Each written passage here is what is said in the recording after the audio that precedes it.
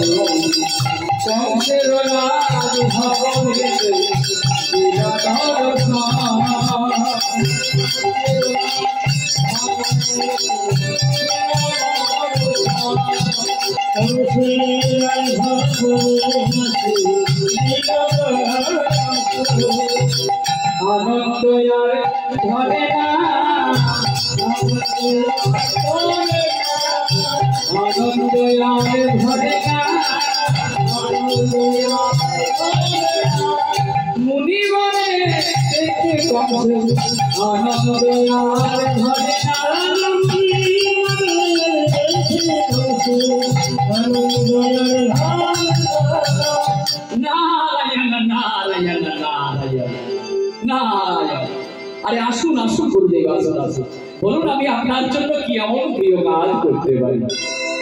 নারদ মুনি বললেন, মহানা আমার জন্য কিচ্ছু করতে হবে না, কিন্তু আপনি যে একটা মস্ত বড় ভুল কাজ করে চলেছে, একটা ভুল কাজ করতে চলেছেন আপনি। না কি ভুল গুরুদেব? না শুনলাম আপনি নাকি দিগ্বিজয়ে যাচ্ছেন। হ্যাঁ যাচ্ছি, এটা তো আমার কোনো ভুল নয়।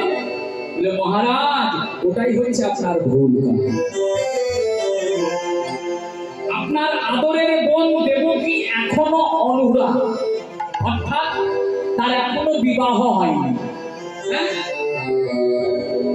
আপনি একজন মহারাজ, আপনি একজন রাজা, এতটা একটা কর্তব্য কর্মকে ফেলে রেখে আপনি কেমন করে দিগ্বিজয়ী চলে যাচ্ছেন? আপনার আদরের বোন দেবকীকে আগে অন্তত বিবাহ দেন, পাত্রস্থ করুন, তারপরে না হয়ে যাবেন দিগ্বিজয়। এই কর্তব্য কর্ম ফেলে রেখে আপনি চলে যাচ্ছেন। শুনুন মহারাজ, আপনি যেতে পারেন দিগ্বিজয়ে, কিন্তু জয় আপনার হবে না। আপনি অবিলম্বে আগে আদরের বোন দেবকীকে পাত্রস্থ করুন, তারপরে যাবেন দিগ্বিজয়ে, তাতে আপনি সফল হবেন। এই কথা বলে দেবর্ষি নারদ মুনি কংসের মনে একটা মায়ার আস্তরণ তৈরি করে দিলেন। মনে মনে ভাবলেন, দুরাচারী রাজা কংস, গুরুদেব তো ঠিক কথাই বলেছেন, তাহলে আগে আমি দেবকীকে পাত্রস্থ করব, তারপরে দিগ্বিজয় যাব।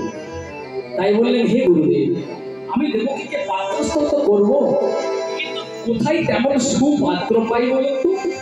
দেবর্ষি নারদ মুনি বললেন, মহারাজ আপনি কিচ্ছু ভাববেন না, আমার নাম নারদ, আমার নাম নারদ। নারদ মানে কি? যাকে রদ করা যায় না, যাকে আটকানো যায় না, চারিদিকে ঘুরে বেড়ায়, সব খবর রাখে, সব তালেই থাকে। এই নারদ হচ্ছে বাবা দুঠুকো মাদল। দেখেছেন আপনারা? দুঠুকো মাদল, ওই ঝগড়াটি লাগিয়ে দিয়ে আর ওই দূরে গিয়ে হাততালি বাজায়। এটা হচ্ছে নারদের স্বভাব, ঝগড়া লাগানোর স্বভাব। তাই নারদ বলছে, শুনুন মহারাজ, বৃন্দাবনের একাংশে সুদেব ব্রাহ্মণের পুত্র বসুদেব ঠাকুর রয়েছে, ওই বসুদেব ঠাকুরই হবেন আপনার আদরের বোন দেবকীর একমাত্র উপযুক্ত পাত্র। সচ্চরিত্র নিষ্ঠাবান ব্রাহ্মণ, আদরের বোন দেবকীর একমাত্র উপযুক্ত পাত্র হবে এই বসুদেব ঠাকুর। আপনি তাড়াতাড়ি বিবাহের ব্যবস্থা করুন, শুভস্য শীঘ্রম মহারাজ, শুভ কাজে কোনোদিন দেরি করতে নেই। শুরু হয়ে গেল দেবকীর বিবাহের আয়োজন। মহারাজ কংস নিজে গিয়ে মথুরার ঘরে ঘরে নিমন্ত্রণ করে দিয়েছে। ওমা, রাজা কংসের হয়ে আমিও আপনাদের সকলকে নিমন্ত্রণ করে দিলাম। এই অসুরবাদের মা বোনদের, ভক্ত বাবাদের সকলকে আমি নিমন্ত্রণ করে দিলাম মহারাজ কংসের হয়ে। আজ হচ্ছে দেবকীর গাত্র হরিদ্রা, শুভ দিন স্থির করে বিবাহের আয়োজন শুরু হয়ে গেল। আজ হচ্ছে দেবকীর গাত্র হরিদ্রা, মানে গায়ে হলো। তাই মথুরা নাগরিকগণ সকলেই নিমন্ত্রিত হয়ে এসেছে ভোজরাজ কংসের দরবারে। এসে কি বলছে জানেন মা? হ্যাঁ, জয় মহারাজ কংসের জয়, জয় মহারাজ কংসের জয়, সবাই জয় ধ্বনি দিচ্ছে মা। আর মথুরা নাগরিকগণ তারা এসে কি করছেন জানেন? হরিদ্রা মাঠে মাখে না মা, তাই হলো দুদিনে কি করে গো? তেল হলুদ মাখে না। তাই মথুরা নাগরিকগণ দেবকীকেও তৈল হরিদ্রা মাখাচ্ছে আর নিজেরাও আনন্দ করে মাখছে। তৈল হরিদ্রা মাঠে মথুরা নাগরী গো, হরিদ্রা মাঠে মথুরা নাগরী গো,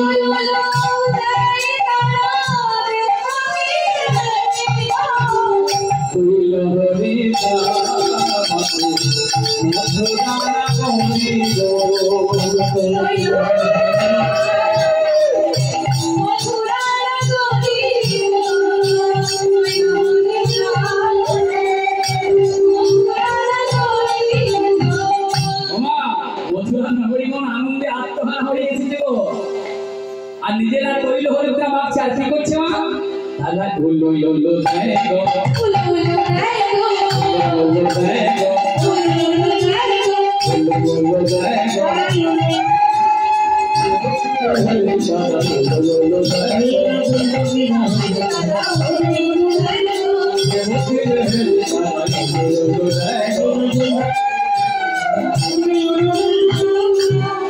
সকলে উলুধ্বনি করছে ও মা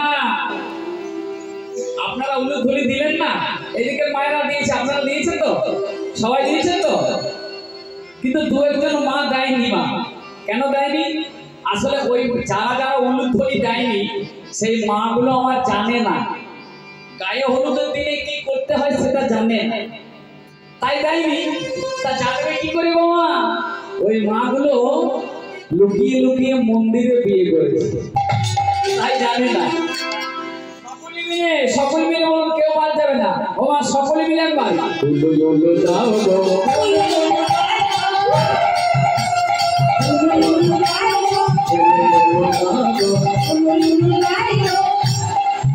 সবাই উলুধ্বনি দিয়েছে বাহ তাহলে যথাবিধি নিয়ম অনুসারে গায়ে হলুদের দিন ঠিক পার হয়ে গেল এবার এলো বিবাহের দিন চারিদিকে হইচই বিরাট আড়ম্বরের সঙ্গে বিবাহ কার্য সম্পন্ন হচ্ছে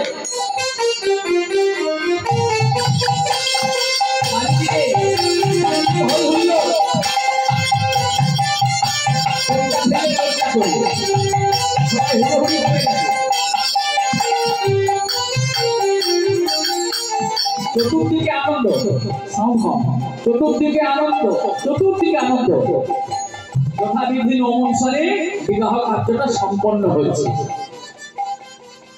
আর মথুরার নগরীগণ সকলে এসেছে হরিরাজ বংশের দরবারে আর কি হয়েছে দেবকীকে তারা মজা করে বলছে ওমা দেবকীকে তার বান্ধবীরা সবাই মজা করে বলছে দেবকী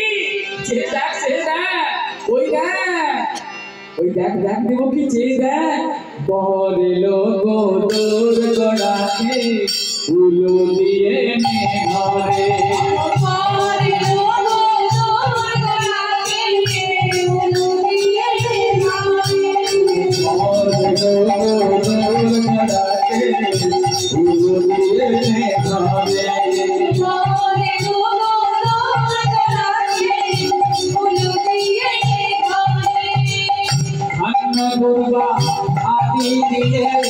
आशीर्वाद करो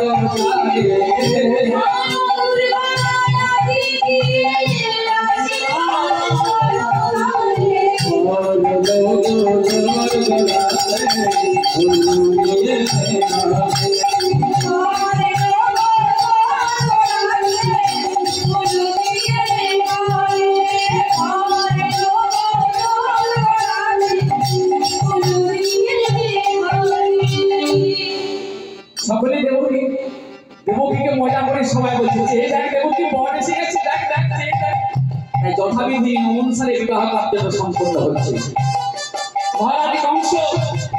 মহারাজ কংস বিবাহ সবাই দাঁড়িয়ে আছে নিজে দাঁড়িয়ে বিবাহ দিচ্ছে তার আদরের বোনকে সম্প্রদান করছে আর ভাবাবিষ্ট পদকর্তা বিবাহ সভার এক পাশে দাঁড়িয়ে কলম দিয়েছে কি বলেছেন কি বললেন ওগো আজ শুভ দিনে শুভ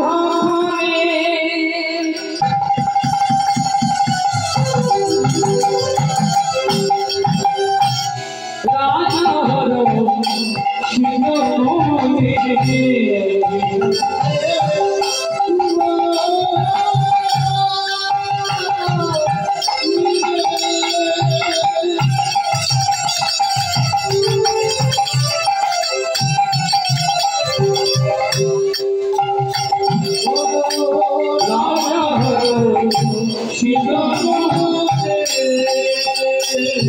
রাজা ভোগী গো চির সম্পনা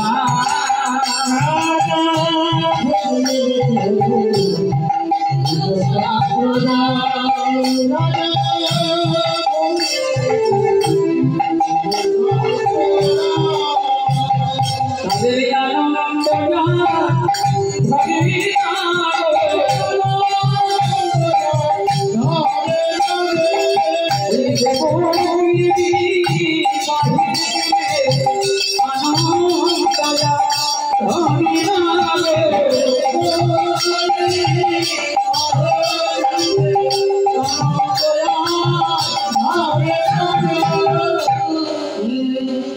যথাবিধি নিয়ম অনুসারে বিবাহ কার্য সম্পন্ন হয়ে গেল। এবার এলো দেবকীর শ্বশুর বাড়ি যাওয়ার পালা।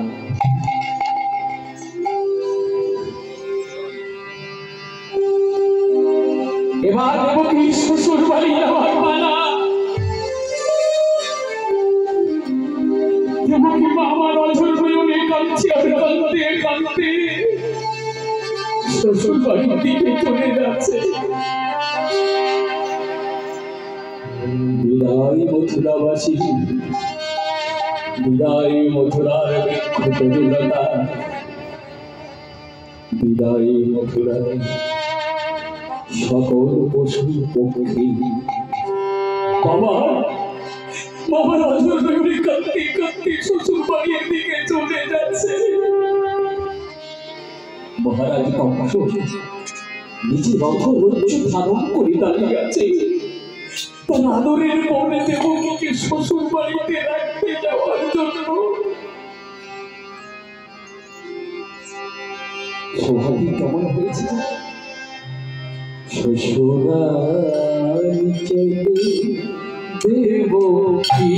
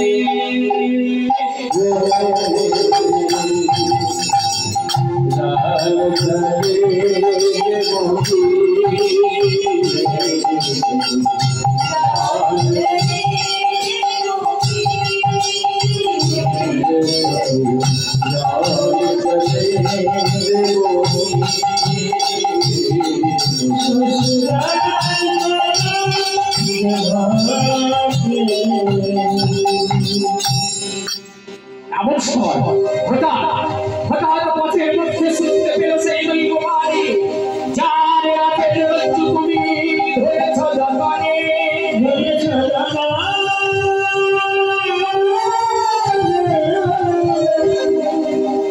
তার অষ্টমে গর্ভে সন্তান বধিরে পরা।